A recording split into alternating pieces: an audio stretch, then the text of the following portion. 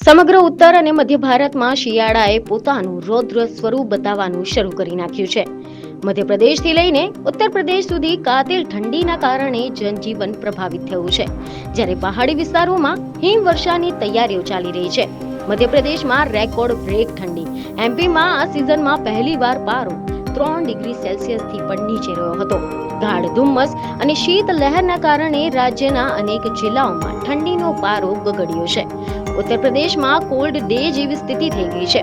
યુપીમાં ઠંડા પવનોના કારણે તાપમાનમાં ભારે ઘટાડો નોંધાયો છે. રાજ્યના અનેક શહેરોમાં લઘુત્તમ તાપમાન 7 ડિગ્રી સેલ્સિયસથી પણ નીચે પહોંચી ગયું હતું. આના કારણે લોકો ધ્રુજી ઉઠ્યા હતા. કાશ્મીરમાં બરફવર્ષાની સંભાવના છે. વેસ્ટર્ન ડિસ્ટર્બન્સના કારણે કાશ્મીર ખીણમાં આગામી સમયમાં ભારે બરફવર્ષા થવાની શક્યતા છે. આ હિમવર્ષાના કારણે મેદાની વિસ્તારોમાં ઠંડીનું જોર હજુ પણ વધશે.